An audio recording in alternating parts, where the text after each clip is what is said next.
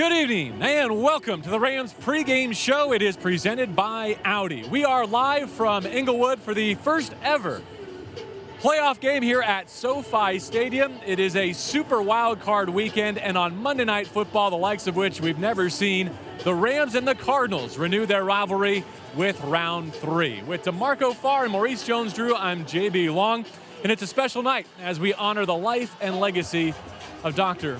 Martin Luther King Jr.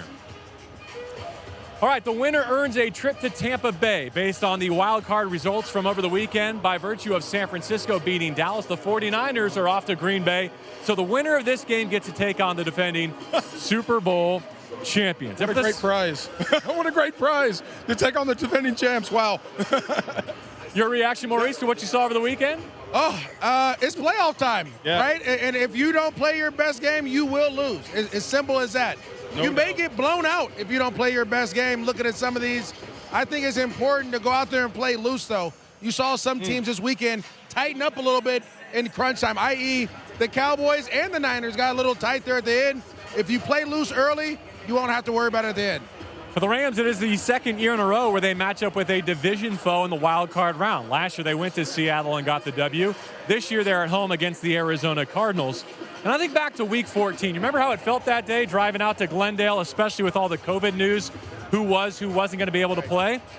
Hard to believe that at that time the Cardinals were 2 games up in the division standings and they had the tiebreaker, and yet here are the Rams with a home game by virtue of being the NFC West champions. Unbelievable. And you know, it reminds me of what an old man once told me, DeMarco. What's that? He goes, how do you eat an elephant? One bite at a time. One bite at a time. That is it, right? And I think the Rams did that. How do you go close this big lead? One game at a time, one day at a time. Wow. And they took care of business, right? You would have loved to close out at home in Week 18. It didn't happen, but that's okay. You did enough to find a way to win. I love that. Now you get a home playoff game, and then let the rest take care of itself. I think you nailed it, Maurice, about not going out playing tight, but being loose at the same time. But you know, in football, especially in postseason football, there's a fine line between loose and stupid. No question. You know what I mean? You have to play and relax and go out and play your best game, but you can't be stupid making mistakes because you'll get run off the field, because everybody's good now. Arizona's good. They all deserve to be here. So JB said it's a rivalry. Is it really? The Rams have really been on the receiving end or the giving end of some butt kickings.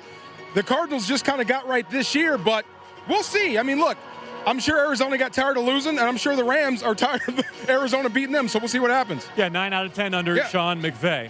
I think back to Week 14 for this reason, too. That's when Aaron Donald came alive. Yes. From the first snap until the last. And tonight and this year and this postseason, isn't it about Aaron Donald? You have the best player on the planet. This is his age 30 season.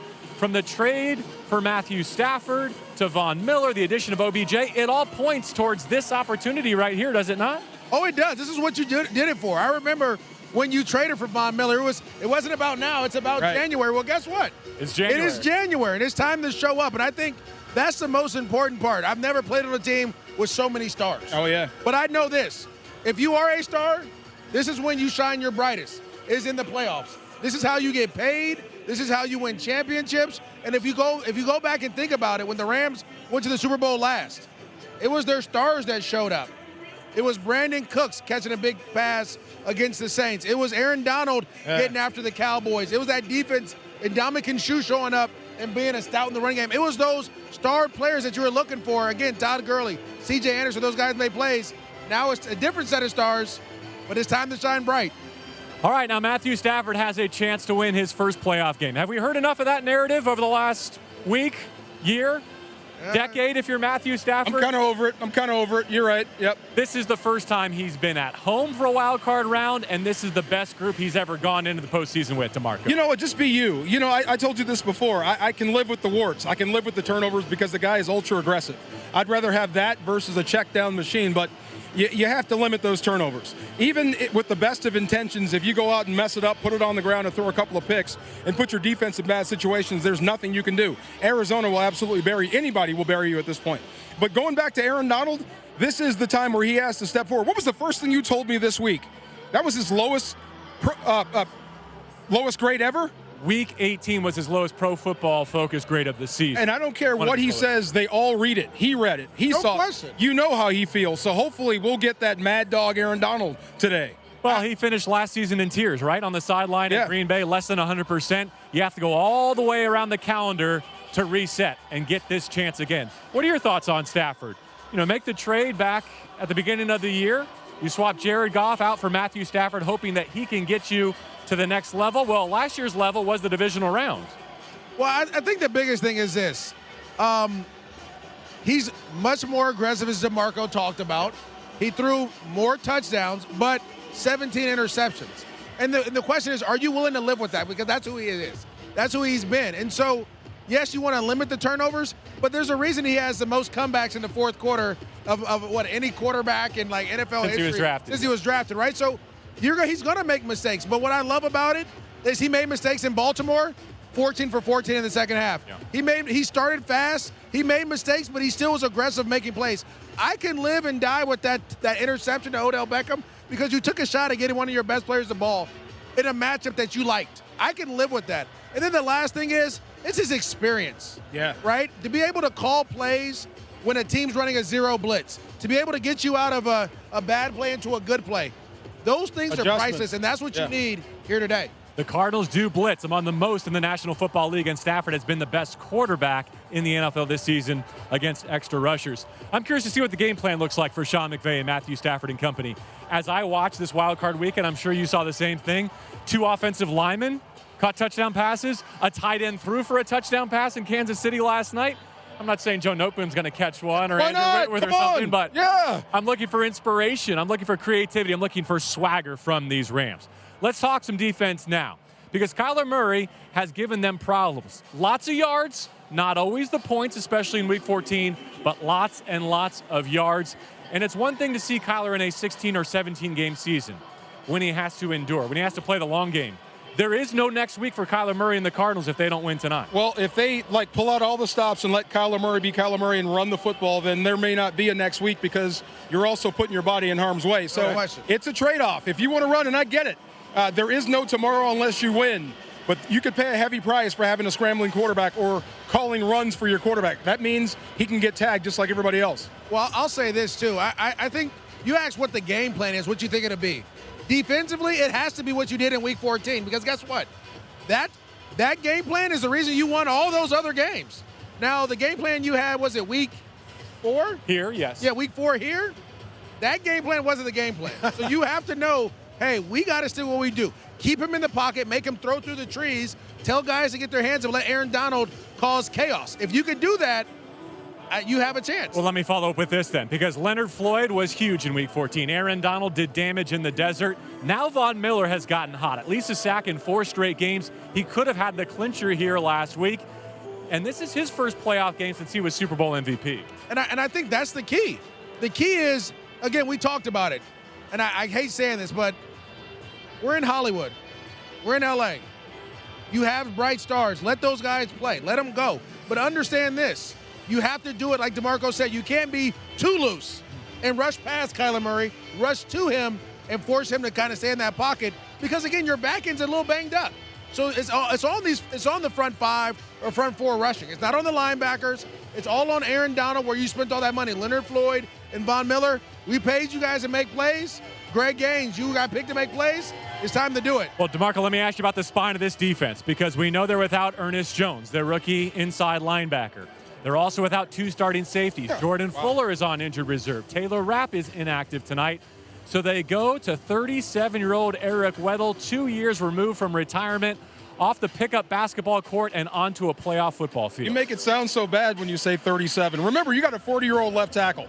I'm just kidding, trying to make myself feel better. Yeah, that's not good. I mean, and you're facing Zach Ertz, and you're facing Kyler Murray. So, if Cliff Kingsbury doesn't take advantage of that, he should be fired. No question. You know what I mean? I mean, that's an obvious hole for the Rams that you have to exploit, and you got a tight end to do it. So it's up to Raheem Morris. How would you play this? How would you take this away? What's your game plan? Do you sit and let these guys try to cover, or do you send them at the quarterback? Either way, I mean, I don't think I'd sit back and try to cover Ertz one-on-one. That's a losing prospect, right? Especially between the hash marks. You might as well have more success trying to go get the ball out of Kyler Murray's hand fast. I don't know, man. Personally, I'd be more conservative. Yeah. Like I said, I'd rush forward, drop 7, and make him read coverage. Again, let's go back to Week 14. You played with Orr at corner. Yes. Okay, Kareem Orr was at corner. and they're throwing the ball, and Kyler couldn't get it to A.J. Green. So you know you have an advantage there. And tonight you have Jalen Ramsey. And tonight you have – and they don't have D-Hop, right? So That's good. It's kind of balanced out a little bit.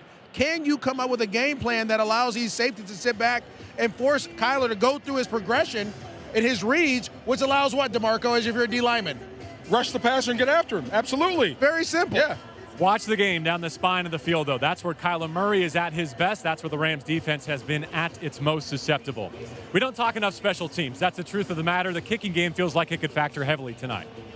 I think kicking game, yes, but you can't settle for field goals in this game. If you go back, and I'm trying to think of the team that did it. Was it the Niners? It was the Niners-Cowboys.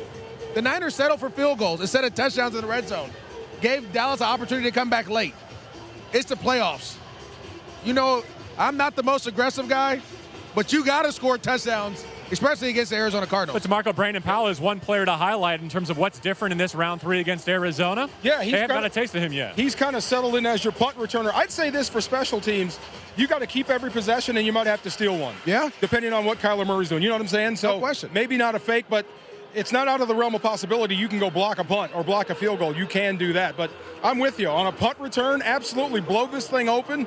Help your offense, help your defense out. A big play from your special teams goes a long way. Keep every possession and maybe steal one. And maybe steal one. Absolutely. Look, Arizona's happy to be on the road. They were much better away from home this season, 8-1. They averaged almost a touchdown more away from home. They hardly ever turned it over. We'll see if the Rams can flip the script. Let's go rapid fire as we come down the home stretch on this countdown to kickoff. Tyler Higbee finished the regular season with 2 of his best games of 2021. How do you see him impacting tonight? Huge. Isn't this the team that he came out against a couple years ago? We had that crazy stretch. It started 5-game finish. It started in Arizona. Start another one here and go on another stretch. How about the running back tandem? Cam Akers, DeMarco knocked off some rust last week. Will we see the real Cam Akers in the wild card round? I hope so. I mean, look, you came back. That was a miracle. You can tell it's a guy trying to get his feet wet, so hopefully this week is a little bit better. But last week, the way that defensive line was playing, it was going to take special to run the football. No so question. Hopefully you'll get a special Cam Akers and Sony Michel today. So to that point, you expect the offensive line and Sony Michel to do more damage on those early downs than they were able to against San Francisco? I expect Sony Michel and Cam Akers to do more damage running the ball with that offensive line on first and second down. Again, you got to remember, San Francisco 49ers, they have a great defensive line. Ooh. I mean, first rounders all across the board. You got to understand that, and it's not the same here in Arizona. All right, let's finish with some matchups to watch for. Who wants to go first? Who's got a matchup on their mind? Okay, I guess it's a matchup, but it's a guy. Whoever lines up in front of, or whoever Chandler Jones lines up in front of. Oh, yeah. That is your assignment. I talked to him pregame. You know what he said on the way out? I apologize for what I'm about to do to your quarterback. And then he walked off. So I'm like, he said to you? Yeah, I'm like, okay, okay. Oh, let me relay that to the proper channels. Absolutely. Quick note on that. Chandler Jones and J.J. Watt, who was activated off injured reserve today to play in this game, combined with Von Miller and Aaron Donald to make it 4 players on the field with 100 or more career sacks. Only the 3rd time in NFL history that's happened. So 2 elite pass rushers going each way. Wow. Maurice, I'll give it back to you for your matchup to watch. That you or your Nuggets. Oh, my gosh. I would have never known Credit the Cardinals with that one. They had J.J. Watt ready to roll. No question. For me, it's going to be on the defensive side. And do you put Jalen Ramsey on A.J. Green, or do you put him on Zach Ertz? And when do you do those? But he has to take one of those guys away, and you got to force Kyler to go to someone else who's not double covered. Because DeAndre Hopkins is his normal matchup. Exactly. He plays Hop and he plays DK Metcalf. He travels with them more than any other matchup. Yes. But he's not playing tonight. No.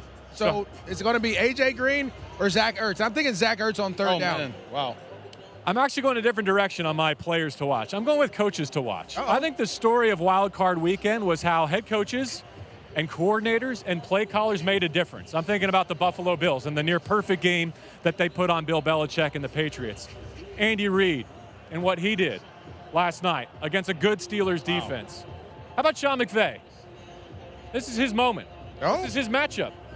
He doesn't do better against anyone than he does the Arizona Cardinals. He's got Matthew Stafford. He's got his 5 offensive linemen. He's got the Triple Crown winner, Cooper Kupp. Cannot wait to see what he puts out here tonight against Cliff Kingsbury and the Cardinals. All right, gentlemen, thank you very much. That was fun. Hope we get to do it again here at SoFi Stadium this season.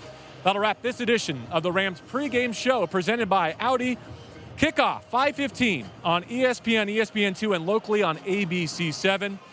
It's the first playoff game here at SoFi Stadium, and it's in unique fashion. On Monday Night Football, the winner goes to Tampa Bay to take on the Tampa Bay Buccaneers, the reigning Super Bowl champions. As always, we will have the call for you on the radio side, 710 ESPN and Jack FM 93.1. For MJD and DeMarco Farr, I'm JB Long. Thank you for following all season long. Here's to doing it for at least one more week. Enjoy the game.